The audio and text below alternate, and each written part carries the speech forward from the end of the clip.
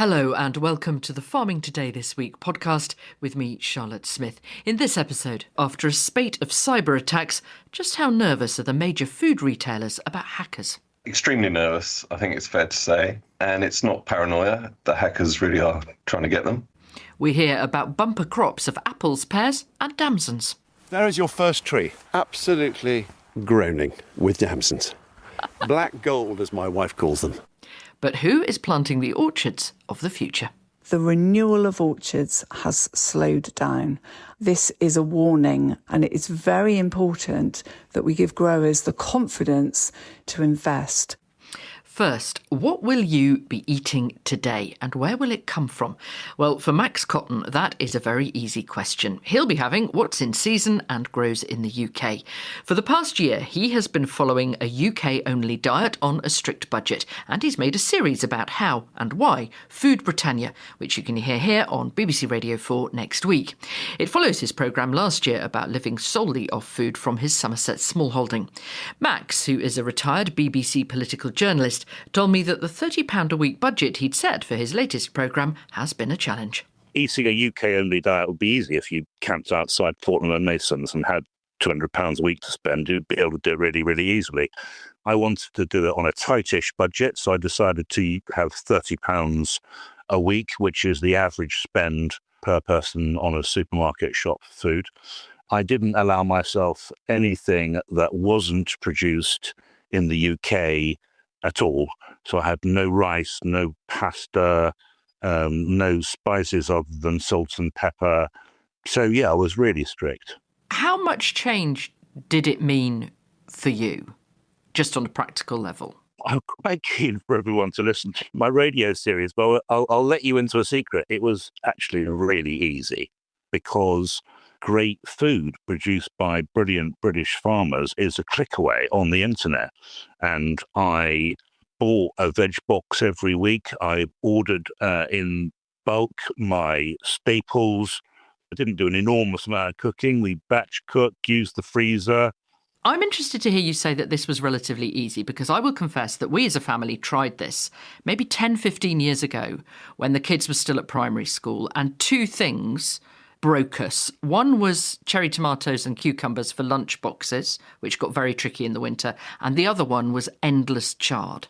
Yeah, I mean, I have hated the idea that we've lost seasonal eating so much. I don't eat things out of season, and we as a family tend not to.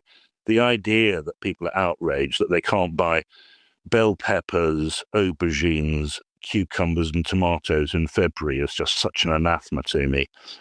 We eat things when they come into season, and they're wonderful. Everything's so nice when they do come into season. The first strawberries, the first tomatoes are something to get really, really excited about. The reason why Christmas is special is because it happens once a year. If it was every week, it would be absolutely ghastly. What did this teach you about the British food system? It taught me that the thing we've really, really lost is our connection with our landscape and with our environment. That's happened in my lifetime. I'm 60, and it confirmed to me how incredibly important it is. And if we can only rebuild our connection with our landscape, with our environment through food, then we're going to tick an awful lot of really, really important boxes again. It's party conference season at the moment, and we're speaking to all the major political parties about their plans for rural areas of the UK.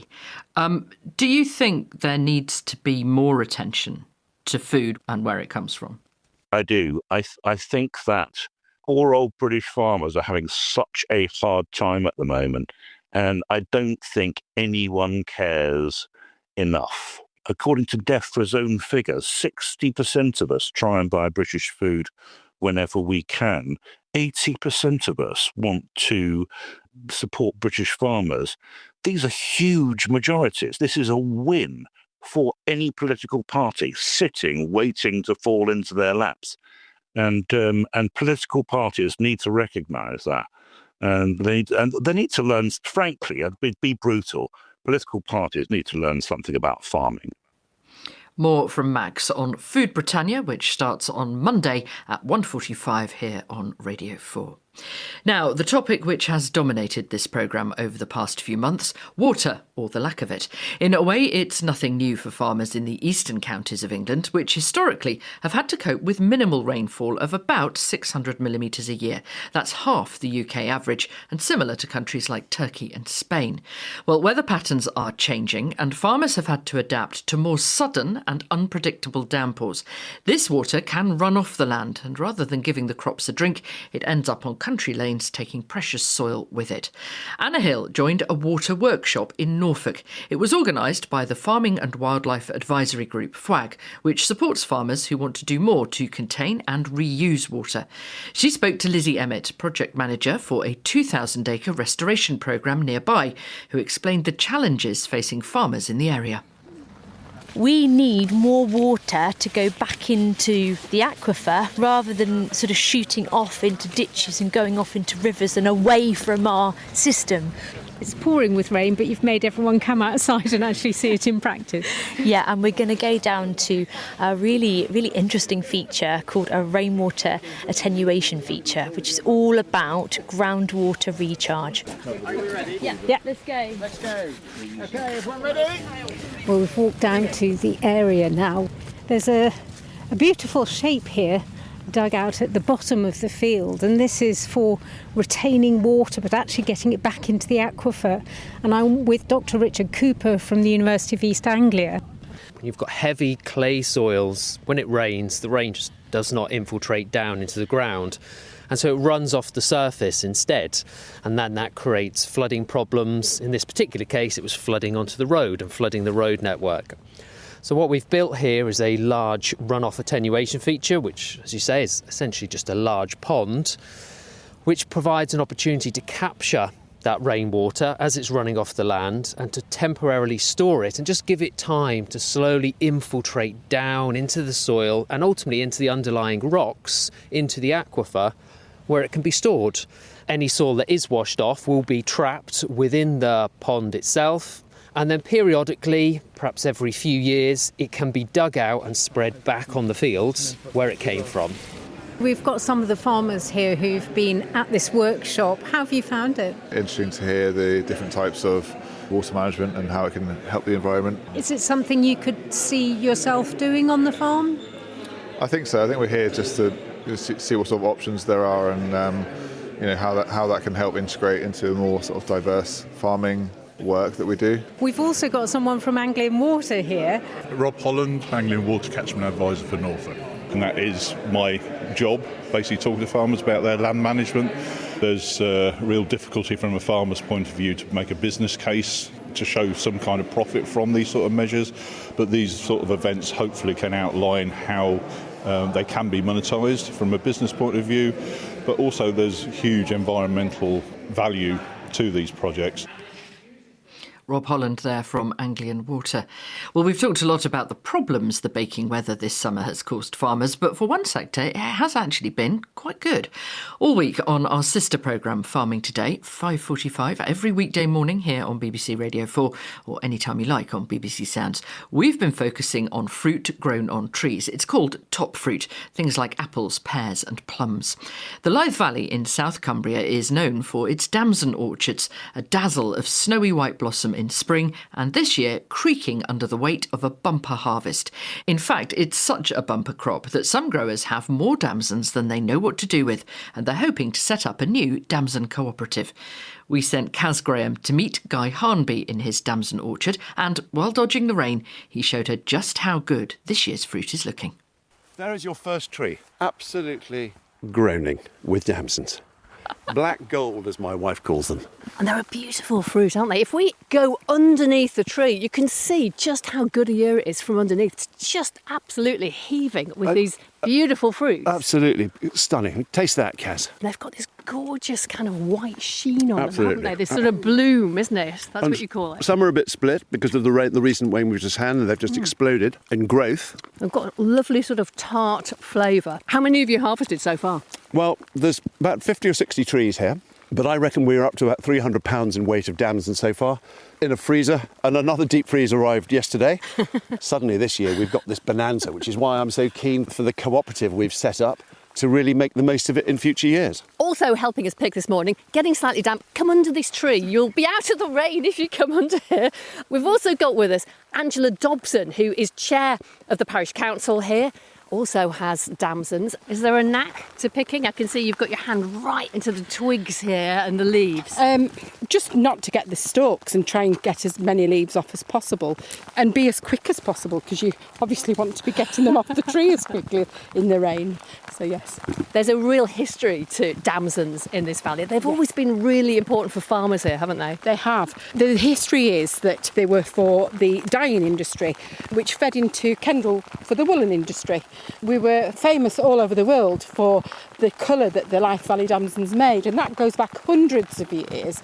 And they were shipped on tugs out of Kendal and taken to the Midlands, and they were used within the woolen industry to make beautiful fabrics and different things out of the wool. This brilliant crop that you've had this year, it's kind of spurring you on, I suppose, to look at how you rejuvenate the damson business in the valley. Guy, tell me what your plans are. What are you going to do with all of these, this huge number of damsons you've got? It won't be long before the crop is gone, probably 10 days, 2 weeks. And in that time, we simply want to pick as many as we can, most likely for farmers' markets and freeze, but with a view to forming the beginnings of this cooperative, the Lyth Valley Damson Company, and to supply outlets, whether it's ice creams, wonderful restaurants, farmers, pubs, whatever, and whoever can help us make the most of this fantastic crop rather than see it go to waste. Hello, boys. These damsons aren't just popular with people, they're also really popular with your Icelandic sheep, aren't they? They are, all 5 tups. Here they come. Hello. They can hear the damsons, Come and on, they're boys. all trotting across the field. Okay. Oh my goodness, look at this magnificent beast. He's got fantastic horns, hasn't he? That is Horatio. And Here you're you go. hand feeding them damsons. There you go, Terry. He likes a damson or two, doesn't he? Yeah, here we go. Wait.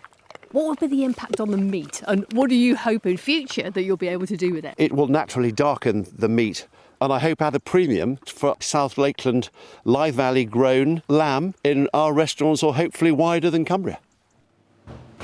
I'll get started on doing the sausages. Half a mile down the valley, farmer and butcher Sean Partington already adds value to his rare breed pork by using the fruit from his damson orchard in the sausage and bacon that he sells at food events right across the northwest.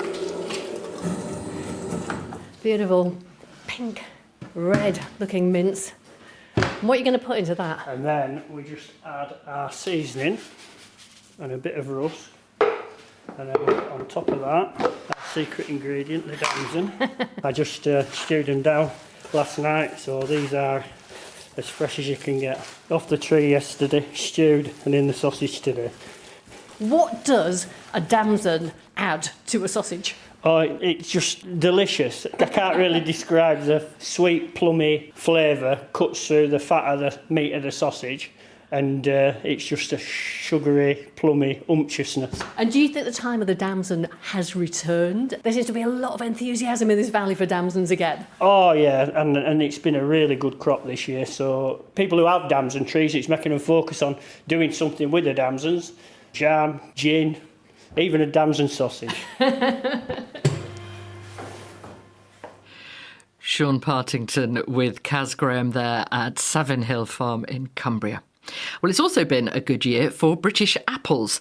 The lack of frost and the abundance of warm weather should mean a bumper crop. Harvest is underway and hopes are high, but there are continuing concerns about the loss of orchards and growers' reluctance to invest in new ones.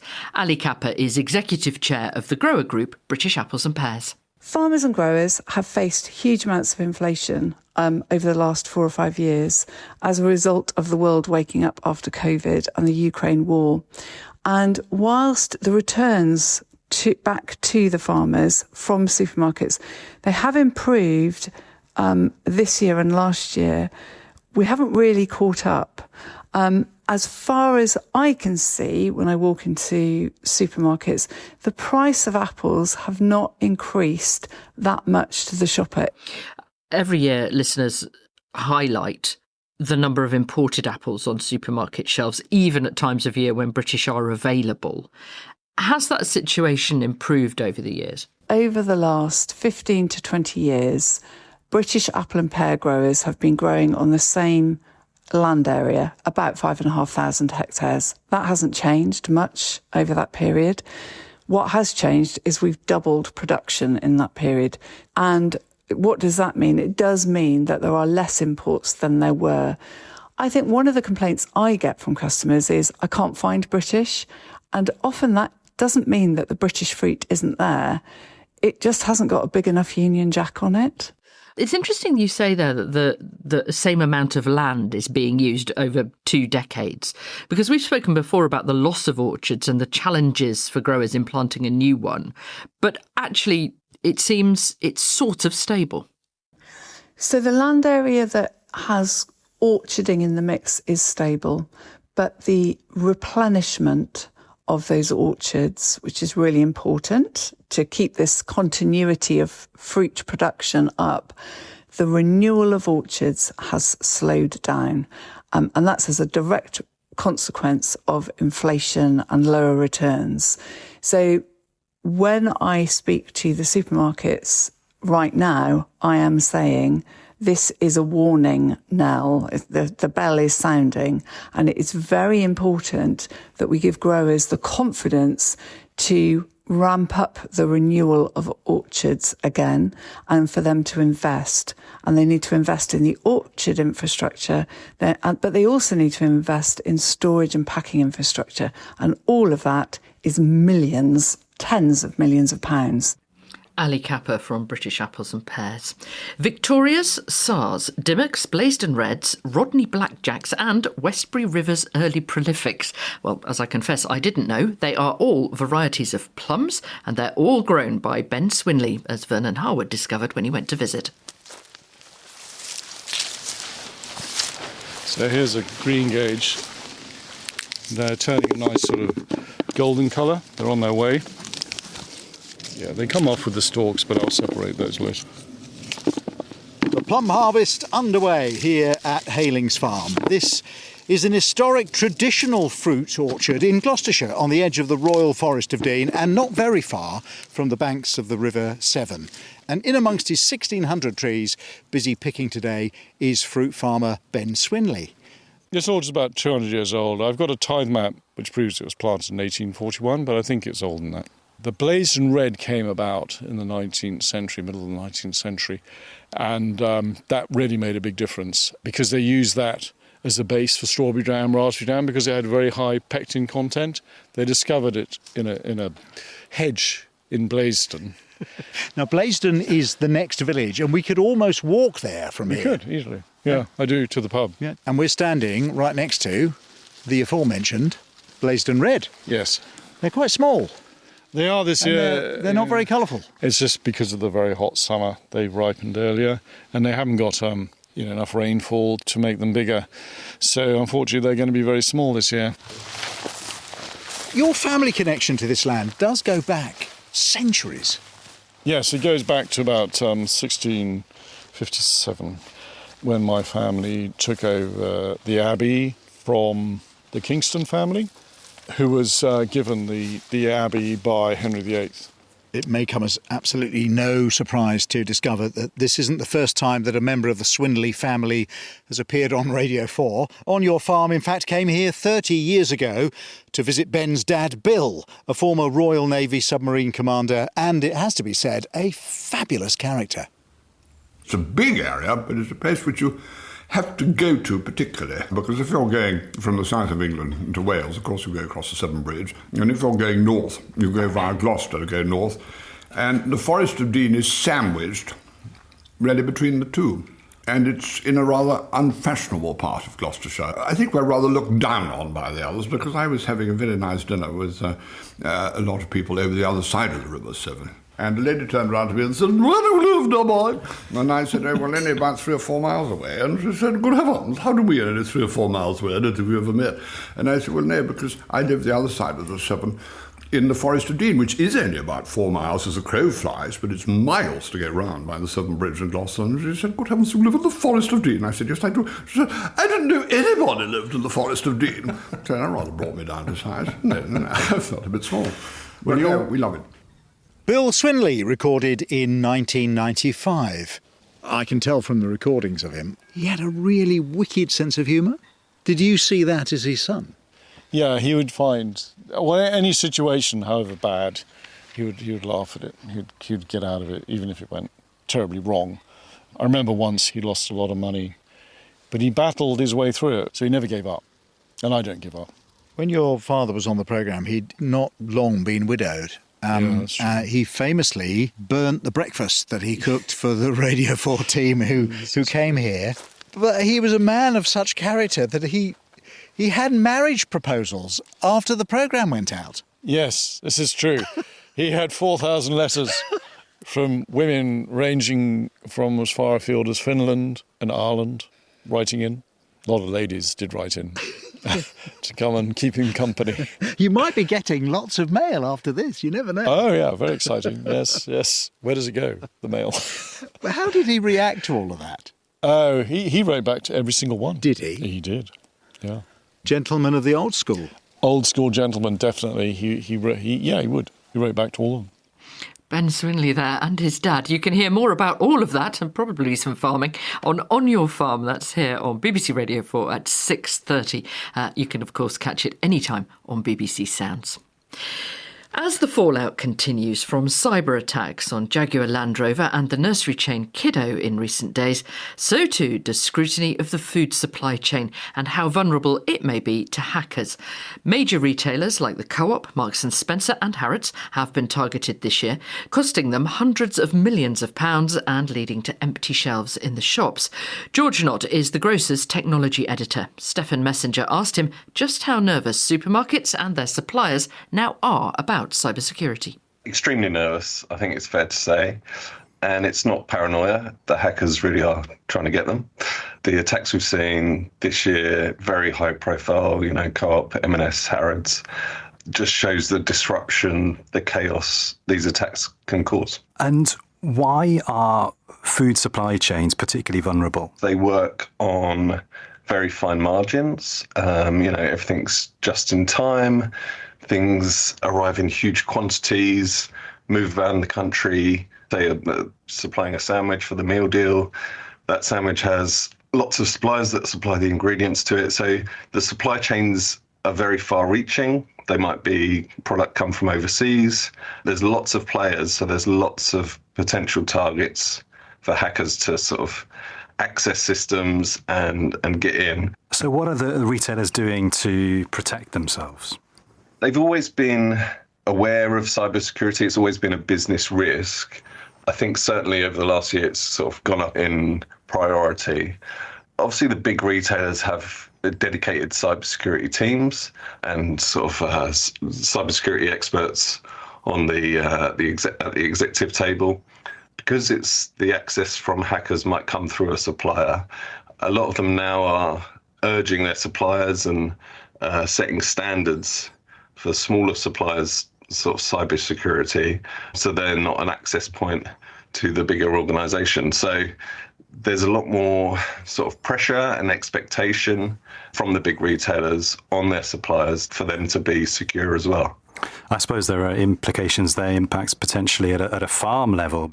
A lot of hackers will pose as an employee, pose as a supplier or a farmer, get in contact with the retailer or the business they work with, saying, oh, that system, I've forgot my password, I'm travelling, do you mind just emailing it over? Or what is it again? Can you tell me quickly? The IT manager might be keen to help quickly and pass it over. And these sort of social engineering attacks are definitely being taken more seriously by hackers. They're getting better at it. Are there cost implications, presumably, for suppliers in terms of beefing up their cybersecurity? Doesn't have to cost loads. There are sort of simple steps, lots of information out there on how to protect yourselves better. But it does take time and attention. There's also the insurance side of it. So companies are increasingly sort of insuring themselves against cyber attacks. Probably worth the cost because, the risks are big to your business if you have to turn off systems, if you lose a relationship with a big retailer, that sort of thing. George Knott from The Grocer. And that's it from us. I'm Charlotte Smith. The producer is Beatrice Fenton. And Farming Today this week is a BBC Audio Bristol production.